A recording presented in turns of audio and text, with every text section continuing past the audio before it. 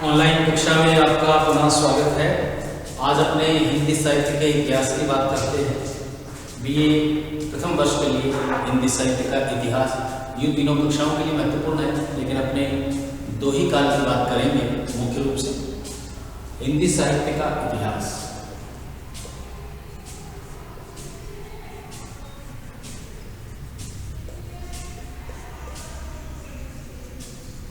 हिंदी साहित्य के इतिहास में पहला काल, जिसे अपने आदि काल के नाम से जानते हैं, समय इसका विक्रम संवत 1050 से लेकर 1375 विक्रम संवत। दूसरा भक्ति काल, समय इसका विक्रम संवत 1375 से लेकर 1700 तक। तीसरा काल रीति काल, समय इसका 1700 विक्रम संवत से लेकर 1900 विक्रम संवत तक। और चौथा काल, जिसे अपने आधुनिक काल के नाम से जानते हैं, समय इसका 1900 से विक्रम संवत। विक्रम संवत में से 57 अपने माइनस करते हैं, निकालते हैं, तो ईस्वी सन बनता है। बात करें आदिकाल की, हिंदी साहित्य का पहला काल, जिसे विभिन्न विद्वानों ने विभिन्न नाम दिए, लेकिन आचार्य हजारी प्रसाद द्विवेदी जी द्वारा दिया गया नाम आदिकाल हर जगह सही माना गया और इसी नाम से अपने इस कालखंड को विक्रम संवत 1050 से लेकर 1375 को जानते हैं, यह आदिकाल। दूसरा काल भक्ति काल 1375 से लेकर 1700 तक का है, विक्रम संवत। ये दोनों काल अपने बीए फर्स्ट ईयर में पढ़ाए जाते हैं।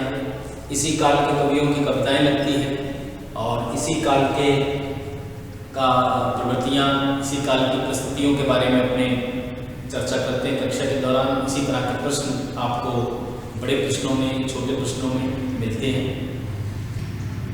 रीतिकाल सेकेंड ईयर का मैटर है और आधुनिक काल अपने बीए फाइनल में देखते हैं। सबसे पहले आदिकाल की बात करें। आदिकाल जहाँ हिंदी साहित्य के इतिहास का आरंभ होता है, भाषा का रूप यहाँ बना नहीं, इसलिए अपभ्रंश भाषा में, अवध भाषा में जिसे अपने कहते हैं, लिखा जाता है। यूँ इसी काल में अमीर खुसरो जैसे कवि भी हुए, जिन्होंने खड़ी बोली हिंदी में भी लिखा। अमीर खुसरो को खड़ी बोली हिंदी का प्रथम कवि अपने मान सकते हैं। आदिकाल में जो कविताएं थी, वो 3 तरह के कवि आदिकाल में हुए, यानी 3 तरह की कविताएं आदिकाल में अपने देखने को मिलती है। उन्हें अपने अगर माने ना, तो आप यूँ देखें, कवि जो थे, एक तो लौकिक, एक जातीय, एक धार्मिक। ये 3 तरह का साहित्य था आदिकाल में। धार्मिक साहित्य, लौकिक साहित्य, जातीय साहित्य। यह अलग बात है कि आचार्य रामचंद्र शुक्ल जैसे कवियों ने धार्मिक को धार्मिक कह के बाहर निकाल दिया, उन्होंने शामिल नहीं, उन्होंने माना वीर का काल, उस काल को चूंकि नाम दिया। ये अलग विषय है, अपनी बात कभी और करेंगे इसमें। धार्मिक साहित्य में जो भी लिखा गया, जैनों ने जो लिखा, नाथों ने जो लिखा, बौद्धों ने जो लिखा, वो इस धार्मिक साहित्य में अपने पढ़ते हैं। फिर जातीय साहित्य, एक जाति लिख रही थी विशेष रूप से, अपने चारण जिन्हें कहते हैं, जिन्होंने रासो ग्रंथ लिखे। यूँ प्रशंसात्मक ग्रंथ थे, अपने राजा की उन्होंने प्रशंसा लिखी, लेकिन उसमें सौंदर्य, श्रृंगार और वीरता, इन तीनों को वर्णन उन्होंने किया। क्योंकि ये जो चारण थे, न सिर्फ लिखते थे, ये युद्ध में भी जाते थे। इन्होंने अपने राजाओं तब से युद्ध लड़े, जैसे चंद्रवरदाई का अपने जिक्र करें, चंद्रवरदाई की कविताएं इस बात में लगती है रासो, तो ये लोग युद्ध में भी जाते थे, युद्ध लड़ते थे, फिर अपनी कविताएं लिखते थे। तो इनकी कविताओं में युद्धों का जो वर्णन था, वो इतना सजीव हो गया, क्योंकि इन्होंने युद्ध लड़े, सुना नहीं युद्धों के बारे में, बल्कि लड़े। जो व्यक्ति जिस चीज को अनुभव करता है, वो चीज सत्य के अधिक नजदीक रहती है। तो इसीलिए इनके जब अपने रासो ग्रंथों की प्रवृत्तियां पढ़ते हैं, तो उनमें यूँ आता है कि युद्धों का सजीव वर्णन। तो ये सजीव वर्णन इसलिए था कि ये लोग युद्धों में जाते थे। तो जातीय साहित्य लिखा गया इस युग के अंदर। इसी युग में लौकिक साहित्य के अंदर लोक की बातें थी, जिनमें अपने अमीर खुसरो की जो मुकनियाँ हैं, जो घोंसले हैं, वो अमीर खुसरो का जितना भी लोक साहित्य वो अपने लोक साहित्य में मान लेते हैं। इसके अलावा ढोला मारूला हुआ है। इसके अलावा भी अपने विद्यापति की कुछ चीज़ों को भी अपने लौकिक साहित्य में लेते हैं। इसके अलावा मधुकर कवि है और अन्य कवि हैं जिन्होंने लौकिक साहित्य भी रचा। तो ये 3 तरह का साहित्य अपने आदिकाल में देखने को मिलता है। फिर अपने बात करें भक्ति काल की। भक्ति काल चूँकि अपना विषय आज भक्ति काल ही है, कवि की कुछ रचनाओं का भी अपने पठन करेंगे समय के लिहाज से। तो देखते हैं अपने सबसे पहले इस भक्ति काल के बारे में कि ये भक्ति काल जो था वो क्या कुछ उसके अंदर रचा गया, क्या कुछ उसके अंदर लिखा गया। भक्ति काल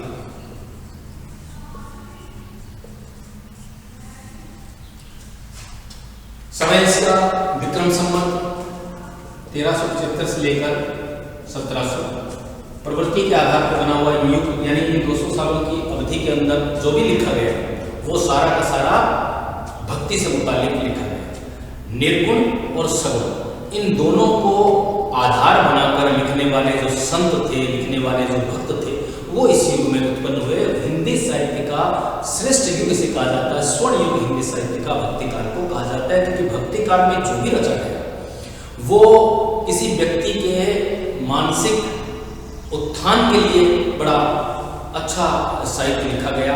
आज भी अपने उस युग का रामचरितमानस जो तुलसीदास ने लिखा, अपने भगवान राम को जानने के लिए, या यूँ समझे कि अपना स्वयं का कल्याण करने के लिए, अपने ईश्वर के प्रति अपना जो भी अपने भक्ति समझ लीजिए करते हैं, तो रामचरितमानस अपना आधार होता है। तुलसीदास के अलावा सूरदास हैं, मीरा हैं, ये सारे के सारे भक्ति काल में कबीर जैसे संत, तो ये भक्ति काल की देन थी। तो दो तरह की भक्ति को करने वाले संत या भक्त उस काल में थे। उसी आधार पर ये भक्ति काल की कविताएं लिखी गई। एक तो थे निर्गुण मानने वाले। निर्गुण का तात्पर्य है कि गुणहीन। निर्गुण का मतलब है जो निराकार है, गुणातीत है, जिसके गुणों को अपने गिना नहीं सकते, वो निर्गुण। दूसरा सगुण, जिन्होंने साकार ईश्वर की भक्ति की, जैसा लिखा गया तुलसीदास जी द्वारा कि जब जब होई धर्म की हानि और बाढ़े असुर अधम अभिमानी, तब तब धरि प्रभु मनुष्य शरीरा हरई सकल सज्जन भव पीरा। जब जब इस संसार में पाप बढ़ता है और धर्म घटता है, तब तब भगवान विष्णु अवतार लेते हैं पृथ्वी में। वो त्रेता में राम बनते हैं, द्वापर में कृष्ण बनते हैं, और जो शैतानी ताकते हैं, जो अधर्म करने वाले रावण अंश हैं, उनका वध करते हैं। ये सब मूर्ति पूजा जिसको कहते हैं। निर्गुण में पुनः 2 तरह के लिखने वाले लोग थे। निर्गुण यानी जो निराकार ईश्वर की भक्ति करते हैं, जिसका रूप रेख रंग आकार प्रकार कुछ भी नहीं होता। एक बात बड़ी ध्यान देने योग्य है कि निर्गुण सगुण इन दोनों में उस युग के अंदर किसी तरह का यूँ समझो कि विरोध या टकराव नहीं था। दोनों ये धाराएं परस्पर समान चल रही थी। तुलसीदास जी जैसे व्यक्ति लिखा कि निर्गुण अगुण ही सगुण ही नहीं कछु भेदा, यानी निर्गुण और सगुण में कोई भेद नहीं है, ये एक ही है। तभी ये जो काल था, इस काल में किसी तरह का कोई अपने विवादास्पद प्रश्न अपने को देखने को नहीं मिलता। निर्गुण में 2 तरह के लिखने वाले, एक तो थे संत और दूसरे थे सूफी। इसे अपने संत काव्यधारा कहते हैं, इसे अपने सूफी काव्यधारा कहते हैं।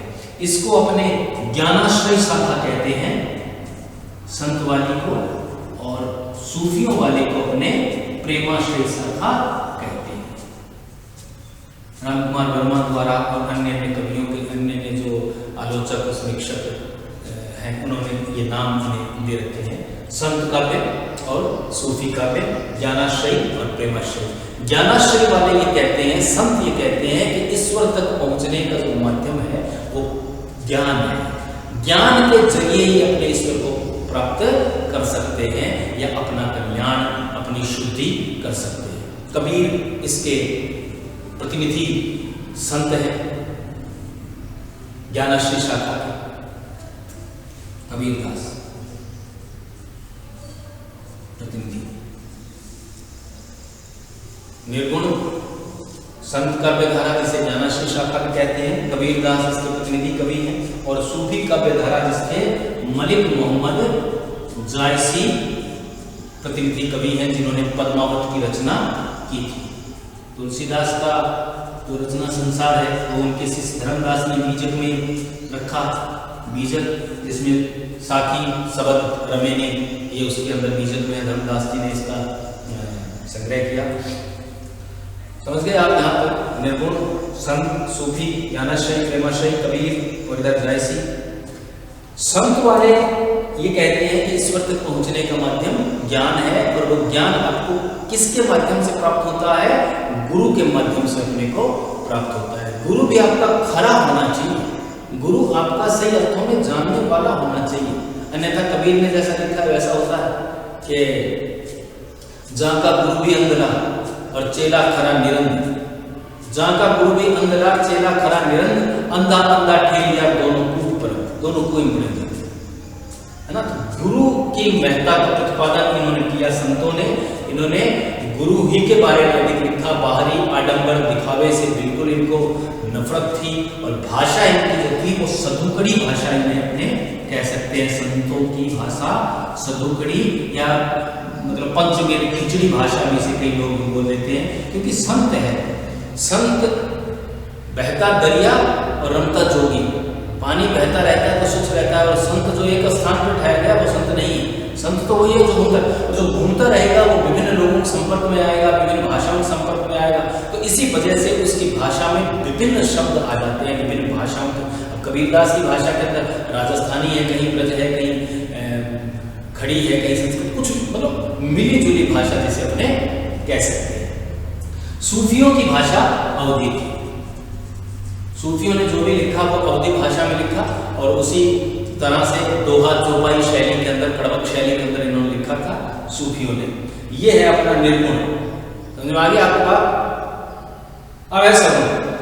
अब इस सगुण के अंदर भी पुनः भाई दो तरह के लिखने वाले थे संत भक्त, जिन्हें अपने कहते हैं। एक तो थे जिन्होंने कृष्ण को अपनी भक्ति का आधार बनाया, तो उनकी जो धारा थी वो कृष्ण काव्य धारा हो गई। और दूसरे थे जिन्होंने राम को अपनी भक्ति का आधार बनाया, राम के बारे में लेखन किया, राम काव्य परंपरा, ये राम काव्य परंपरा बन गई।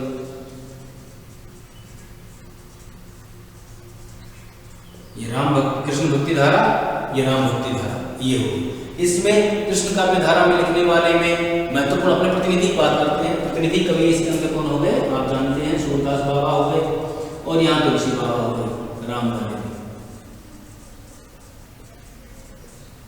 सूरदास जी चूंकि भगवान कृष्ण के बारे में लेखन इन्होंने किया, लेखन तो क्या किया इन्होंने, तो गाय भक्त थे, इन्होंने कोई काव्य लिखने के लिए, कोई पुरस्कार लेने के लिए ये लोगों ने थोड़ा लेखन किया।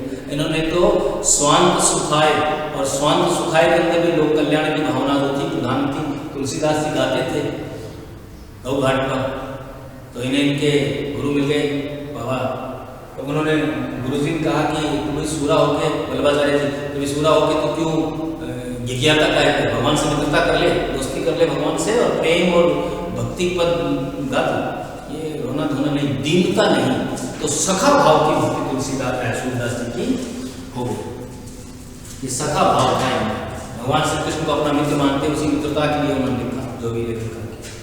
फिर तुलसीदास जी थे, तो तुलसीदास जी की भाषा ब्रज भी है और अवधी भी है। अपना जो महाकाव्य है वो उन्होंने अवधि में लिखा, रामचरितमानस कहते हैं। रामचरितमानस के बारे में कि रामचरितमानस जो है तुलसीदास जी संस्कृत में लिखना चाहते थे, तो लिखते, लेखन कार्य करते, और वो लिखा मिट जाता। बड़ा असमंजस की स्थिति के साथ क्या करें, कैसे लिखें। तो इन्हें भगवान दर्शन दिए हनुमान जी ने कहा कि भगवान राम का चरित्र लिख रहे हो तुलसी, तो तुम लोक भाषा में लिखो ताकि ये अधिक से अधिक लोगों तक पहुंचे।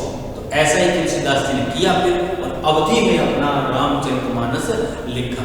इसके अलावा इनके जो ग्रंथ हैं वो कुछ ब्रज के अंदर भी लिखे हैं, जैसे विनय पत्रिका, उसके बाद महत्वपूर्ण ग्रंथ रहता है इनका अपने रामचरितमानस के बाद अर्जी है, माता सीता के मार्फत भगवान राम को भेजी है दरखास्त के, कलयुग बड़ा भयंकर है और बड़ा पीड़ा होती है, बड़ा दुख होता है।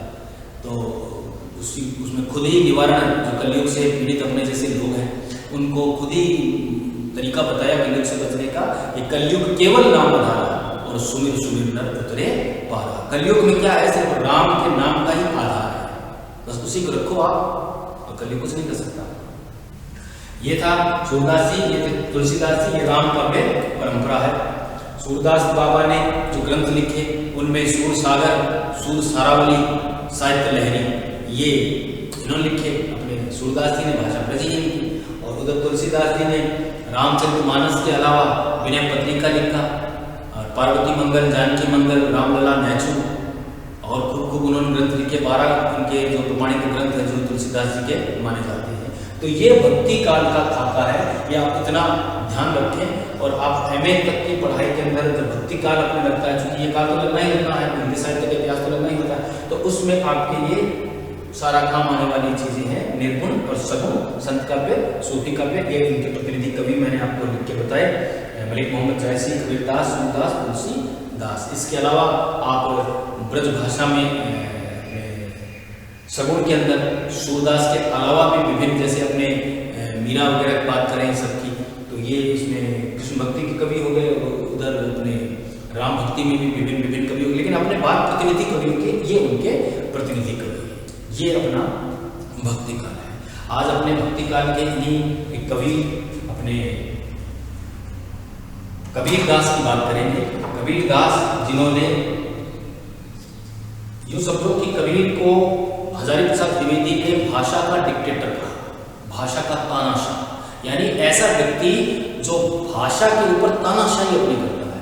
यानी उसके लिए भाषा जो है वो किसी तरह की भाषा का इस्तेमाल कैसे इस्तेमाल कर सकते हैं। कोई अगर प्रेम से माना तो ठीक, नहीं तो धक्का देकर मनवाने की भावना रखने वाले व्यक्ति हैं अपने कबीरदास। कबीरदास ने दोहे कुछ कबीरदास के अपने लगते हैं और कुछ उनके पद लगते हैं, तो उनके कुछ दोहे अपने देखते हैं। प्रेम के दोहे उन्होंने लिखे। लोग ये मान लेते हैं कि जो संत थे उन्होंने प्रेम के बारे में नहीं लिखा, कबीर जैसे लोगों ने प्रेम के, जबकि कबीर ने जैसा प्रेम के बारे में लिखा वैसा किसी अन्य ने लिखा है नहीं।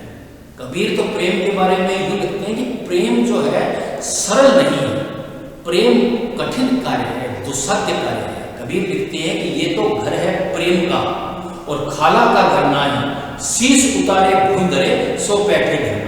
ये घर मासी का घर नहीं है जो सीधे आगे प्रेम का प्रेम सुनते हैं, लेकिन प्रेम करना कितना कठिन है।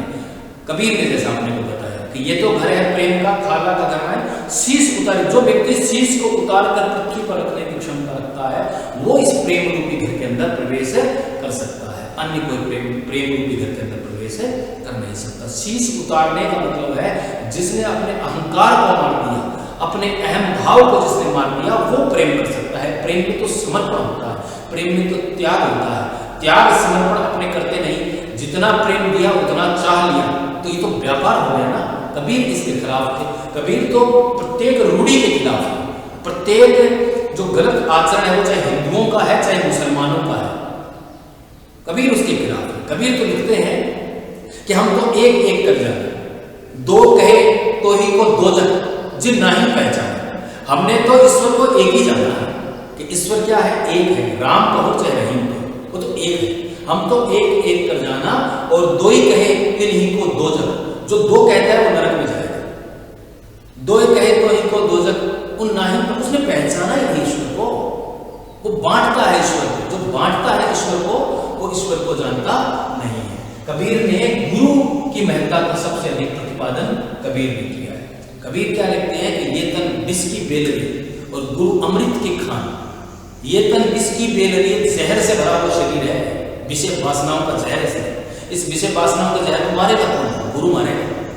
ये तन विष की बेलरी और गुरु अमृत की खान, और शीश उतारे गुरु मिले तो भी सस्ता है। गुरु मिलना बड़ा कठिन होता है, सच्चा गुरु कबीर जैसा है। कबीर ने क्या लिखा प्रेम के बारे में कि कबीरा बादल प्रेम का और हम पर बरसा आए। कबीरा बादल प्रेम का हम पर बरसा आए और अंतर भीगी आत्मा और हरी भरी बन रहा है। कबीरा बादल प्रेम का, कबीरदास कहते हैं कि प्रेम रूपी बादल वो हम पे आके बरस गए। ईश्वर का प्रेम वो हम पर बरस गया। कबीरा बादल प्रेम का हम पे बरसा आए और अंतर भीगी आत्मा, मेरी आत्मा तक जो है वो उस प्रेम के अंदर भीग गई। और जो बाहर है, जो वन है, वो तो हरा भरा हो गया और मेरी आत्मा, यानी मेरा जो शरीर है वो शरीर, आत्मा और परमात्मा, इन दोनों का जो भेद था वो मिट गया। ये कहने वाले हैं कबीरदास।